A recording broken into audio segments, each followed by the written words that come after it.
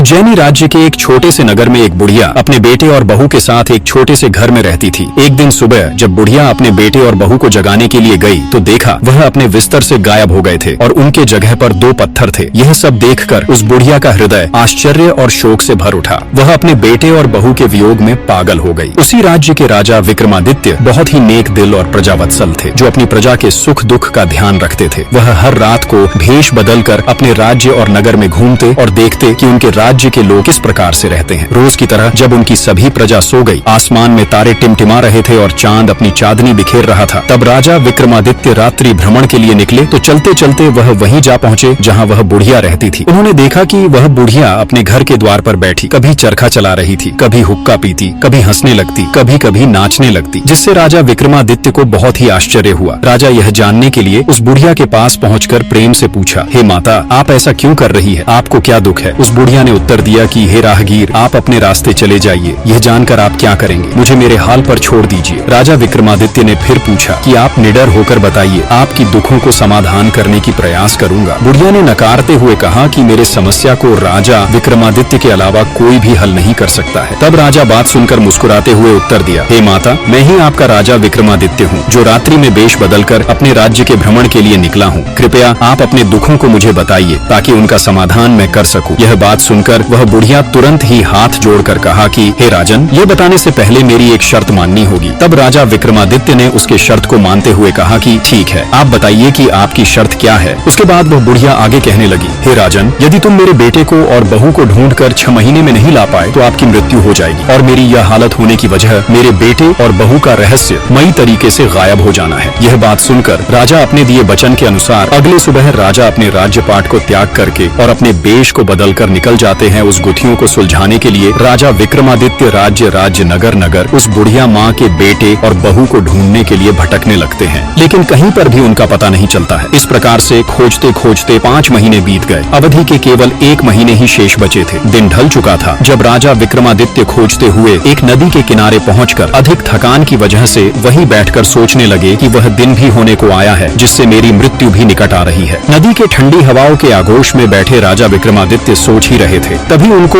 उसी नदी के दूसरे किनारे से एक कपड़े धोने की आवाज आती प्रतीत हुई। वह उठ खड़े हुए तो उन्होंने देखा कि उस रात के अंधेरे में एक औरत जल्दी जल्दी कपड़े धो रही है। वह आश्चर्य से भर उठे, इतनी रात गए, कौन कपड़े धो रही है? विक्रमादित्य उसके पास पहुंचकर उस कपड़े धो रहे धोबीन से पूछा कि हे देवी, इतनी रात गए, आप कपड़े क्यों धो रही हो? कौन सी जरूरत आन पड़ी है? कपड़े तो दिन में भी धोया जा सकता है। तब धोबीन कहती है, हे राजन, मेरी एक पुत्री चित्रलेखा है जो अभी तक सूरज का मुख नहीं देखा है। उसके जितने भी कर्म होते हैं वह सभी रात के समय में होते हैं, इसीलिए इतनी रात्रि को धोना पड़ रहा है। यह बात सुनकर राजा विक्रमादित्य एकदम से चौंक जाते हैं कि ऐसा कैसे हो सकता है कि कोई दिन का सूरज भी न देखा हो। इतनी बात सोचते हुए वह वापस पुनः उसी स्थान पर आकर बैठ जाते हैं। भोर हो चली थी। इधर एक तरफ उस बुढ़िया के बेटे और बहू और दूसरी तरफ ये धोबिन की बेटी चित्रलेखा, दोनों ही बातें राजा विक्रमादित्य को व्यथित कर रही थी। तभी एक तरफ से धूप की भीनी भीनी खुशबू उनके नथुनों में पड़ने लगी। उन्होंने देखा कि वही नदी के ओट में मंदिर के परिसर में एक धर्मात्मा साधु भगवान की स्तुति कर रहे हैं, जो बहुत ही सिद्ध पुरुष लग रहे थे। राजा विक्रमादित्य बिना देरी किए उस सिद्ध पुरुष के पास पहुंचकर हाथों को जोड़ा और घुटने के बल बैठकर स्तुति खत्म होने की प्रतीक्षा करने लगे। वह महात्मा स्तुति खत्म करने के बाद अपनी आंखें खोली और राजा विक्रमादित्य की ओर देखते हुए बोले, हे राजन, आप बहुत चिंतित और दुखी लग रहे हैं, क्या बात है? राजा अपना परिचय देते हुए कहते हैं, हे भगवान, मैं उज्जैनी राज्य का राजा विक्रमादित्य हूँ और एक बेवश लाचार बुढ़िया के बेटे और बहू के खोज में निकला हूँ। उस बुढ़िया की शर्त के मुताबिक यदि 6 महीने में उनको नहीं ढूंढ पाया तो मेरी मृत्यु हो जाएगी। इतना बात सुनकर वह साधु कहते हैं, हे राजन, आज तक मैंने केवल आपके गाथाओं के बारे में सुना था, लेकिन आज वह देख भी लिया आप कितने ही महान कर्तव्य पर निकले हैं। जिस देश के राजा आप जैसे होगा उस देश की प्रजा को कभी भी निराश और दुखी नहीं रह सकती। हे राजन, आप बिल्कुल भी चिंता न करें, मैं आपको रास्ता बता दूंगा, लेकिन उससे पहले आपको धोबिन की स्त्री से विवाह करना पड़ेगा। उसके बाद मैं आपको सारी बातें बता दूंगा। इतनी बात सुनकर राजा विक्रमादित्य अपने विवाह का प्रस्ताव लेकर उस धोबिन के घर चल दिए। राजा वहां पहुंचकर जैसे उन्होंने विवाह का प्रस्ताव चित्रलेखा के माता पिता के समक्ष रखा, उन्होंने स्वीकृति दे दी और विवाह करा दिया। विवाह के बाद राजा उन्हीं के घर रहने लगे, लेकिन चित्रलेखा नहीं अपने रूप को राजा को दिखाया और न ही उनसे बातें की। कोई भी बात होती तो अपनी दासी के माध्यम से कह देती।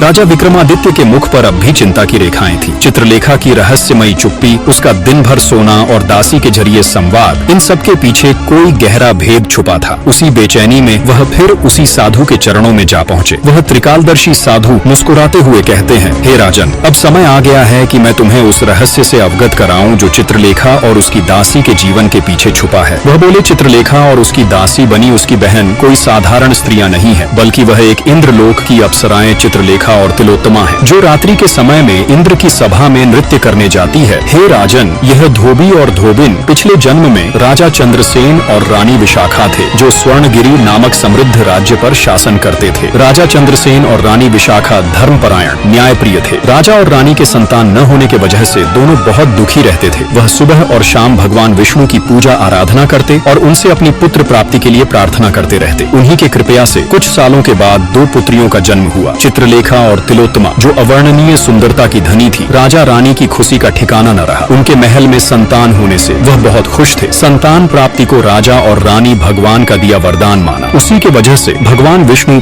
के तीर्थ यात्रा के लिए चले गए। उसके अगले दिन ही एक अघोरी साधु भिक्षा मांगते हुए उनके राजमहल के द्वार पर आया। उस समय महल लगभग खाली था। चित्रलेखा ध्यान मग्न होकर निद्रा में लीन थी और उसकी बहन किसी अंदरूनी कार्य में व्यस्त थी। साधु ने आवाजें दी पर कोई बाहर न आया। उसकी भूख और प्यास बढ़ती गई। उसका संयम टूटा और उसका क्रोध भयानक रूप ले बैठा। जब चित्रलेखा की बहन बाहर आई और विनम्रता से क्षमा याचना करते हुए सब हाल बताया, लेकिन तब तक बहुत देर हो चुकी थी। क्रोधित साधु ने क्रोधपूर्ण वाणी में शाप देते हुए कहा, आज तुम लोगों ने इस भूख प्यास से तड़प रहे साधु को भोजन का एक निवाला नहीं दिया। तुम्हारा राजपाट सब नष्ट हो जाएगा। जो नींद में मदमस्त राजकुमारी है, उस रात्रि के समय में इंद्रलोक में नृत्य करेगी और पूरे दिन सोएगी, कभी भी सूरज का मुख नहीं देख सकेगी। और फिर उसने उसकी बहन को भी शाप दिया, तू उसकी दासी बनकर जन्म जन्म तक उसकी सेवा में बंधी रहेगी और तीर्थ पर गए तुम्हारे माता पिता का मृत्यु एक घटना में हो जाएगी। इतना कहकर वह साधु वहाँ से चला गया। शाप लगते ही सब कुछ विनाश हो गया। साधु आगे कहा, हे राजन, उसके कुछ साल बाद राजा चंद्रसेन और रानी विशाखा धोबी और धोबिन के एक रूप में धरती पर गरीब रूप में जन्म लिए। इधर उनकी पुत्रियां चित्रलेखा और तिलोत्तमा, जो पुनः उन्हीं के पुत्री के रूप में जन्म लिए। इसीलिए हे राजन, उस अघोरी साधु के श्राप के कारण राजकुमारी चित्रलेखा दिन के समय सोती और रात्रि के पहर में सज धज कर एक अप्सरा बन जाती, और जब सभी सो जाते तो वह घर के पिछले हिस्से से निकलती और वही एक बहुत बड़ा वृक्ष के नीचे एक मड़ियों मोतियों से जड़े एक सोने का उड़न खटोला आता और उसे उड़ाकर इंद्रलोक ले जाता। हे राजन, दूसरी तरफ उस बुढ़िया के बेटे और बहू उसी लोक में रसोइया का काम करते हैं। आगे साधु ने बगल में रखी कमंडल से 3 गोलियां निकाली और राजा को देते हुए कहा कि इन तीनों गोलियों में से हर एक दिन एक गोली को अपने जुबान के नीचे दबा लेने से अदृश्य हो जाएंगे और बाहर निकाल लेने से फिर आप दिखने लगेंगे। राजा उन गोलियां को लेकर फिर वापस धोबी और धोबिन के झोपड़ी की ओर चले गए। जैसे ही रात हुई, राजा ने भोजन किया और सोने का नाटक करने लगे। इधर चित्रलेखा तैयार होकर निकल उसी पेड़ के नीचे जाती और उड़न खटोला का इंतजार करने लगती है। राजा विक्रमादित्य धीरे से उठते और साधु के द्वारा दी गई गोलियां मुख में डाली और अदृश्य हो गए और धीरे धीरे चित्रलेखा के पास पहुंचे। कुछ ही क्षणों में आकाश से एक स्वर्ण जड़ित उड़न खटोला उतर आया। चित्रलेखा धीरे से उस पर चढ़ गई। विक्रमादित्य भी चुपचाप उसके पीछे खटोले में सवार हो गए। क्षण भर में वह खटोला आकाश में उड़ चला। धरती पीछे छूट गई और स्वर्ण किरणों से दमकता इंद्रलोक सामने था। वहाँ का सौंदर्य अलौकिक था। रत्न जड़ित भवन, मधुर गंध और संगीत की तरंगे। चित्रलेखा खामोशी से उतरकर सभा की ओर बढ़ी और विक्रमादित्य उसका पीछा करते हुए उस दिव्य लोक में पहली बार चले गए। विक्रमादित्य भी चुपचाप ढोलक वाले के पास जाकर बैठ गए। उन्होंने गोली को मुंह से निकालकर धीरे से जेब में डाल लिया और अदृश्यता को त्याग दिया। अब वे सबको दिखाई दे रहे थे, पर किसी को उनके आगमन की भनक तक न थी। सभा भवन की भव्यता मन को मोहित कर रही थी। दीवारों पर जड़े हीरे मोती चांदनी की किरणों से चमक रहे थे। इंद्र अपनी पत्नी के साथ सिंहासन पर विराजमान थे और अन्य देवता जय जयकार कर रहे थे। वाद्य यंत्रों की मधुर ध्वनि गूंज रही थी, लेकिन ढोलक की थाप में उत्साह की कमी थी। चित्रलेखा नाच रही थी, पर लय टूटी हुई सी थी। ढोलक वाला थका सा बैठा था। नृत्य में वह जान नहीं आ रही थी जो इंद्र सभा की शोभा थी। राजा विक्रमादित्य यह देखकर अपने को रोक न सके। उन्होंने ढोलक वाले से ढोलक मांगी और जैसे ही उनके हाथ उस वाद्य पर पड़े, एक नई ऊर्जा फैल गई। पहली थाप पड़ते ही चित्रलेखा के चरणों में चपलता आ गई। दूसरी थाप पर उसकी आंखों में तेज उतर आया। तीसरी पर पूरी सभा में जैसे नृत्य की अग्नि भड़क उठी। अप्सराएं झूम उठी।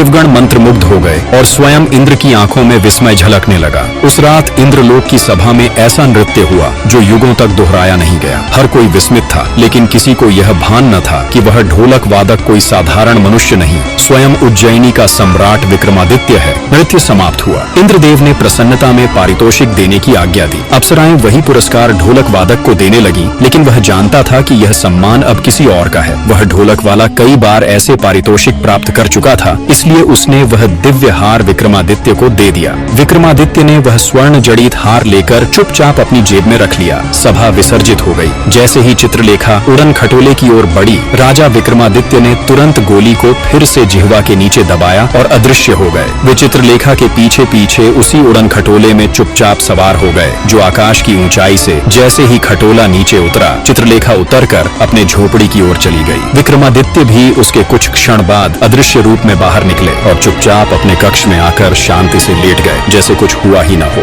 सुबह की कोमल धूप खिड़की की झिड़ियों से कमरे में दाखिल हो रही थी। नौकरानी झाड़ू लगाते हुए धीरे धीरे पास आई और हल्की आवाज में बोली, महाराज उठ जाइए, सुबह हो गई है। बिस्तर पर लेटे विक्रमादित्य ने आंखें मली और धीमे से मुस्कुराते हुए बोले, तुमने तो सपना ही तोड़ दिया। मैं इंद्रलोक की सभा में था, चित्रलेखा नृत्य कर रही थी और मैं ढोलक बजा रहा था। इंद्रदेव इतने प्रसन्न हुए कि मुझे रत्न जड़ित हार इनाम में दे दिया। नौकरानी बोली, महाराज फिर वो हार? राजा ने बड़ी ही शांति से जवाब दिया, अलमारी में रखा है, जाकर देख लो। जैसे ही नौकरानी ने अलमारी खोली, वहाँ एक रत्न जड़ित हार चमक रहा था। उसके दूसरी तरफ कमरे में खड़ी चित्रलेखा सुन रही थी। ये सुनते ही चौंक गई। ये कैसे हो सकता है? ये तो सब तो वास्तविक है, फिर ये सपने में कैसे? अगले रात्रि विक्रमादित्य ने साधु द्वारा दी गई रहस्यमयी गोली जीभ के नीचे रखी और अदृश्य हो गए। फिर चित्रलेखा के पीछे पीछे उसी उड़न खटोले में जा पहुंचे जो इंद्रलोक की ओर उड़ चला। इस बार की सभा पहले से भी भव्य थी। जब विक्रमादित्य ने ढोलक बजाई तो पूरी सभा जैसे झूम उठी। चित्रलेखा और अप्सराओं ने ऐसा नृत्य किया कि इंद्रदेव बेहद प्रसन्न हुए और पुरस्कार स्वरूप सोने की थाली में 32 व्यंजन भेंट किए, जो 36 प्रकार से बने थे। राजा ने वह थाली सहेज कर अपने साथ लाई और सुबह होने से पहले अपने कक्ष में लौटकर चुपचाप लेट गए। अगली सुबह नौकरानी कमरे में आई और बोली, महाराज सुबह हो गई है। राजा ने मुस्कुराते हुए कहा, आज फिर तुमने सपना तोड़ दिया, और आगे बताते हुए कहा कि इस बार तो थाली मिली है। राजा ने सिर हिलाया। नौकरानी ने अलमारी खोली, भीतर से सुगंधित भाप उठी। सोने की थाली अपनी पूरी भव्यता में चमक रही थी। विक्रमादित्य के पीछे खड़ी चित्रलेखा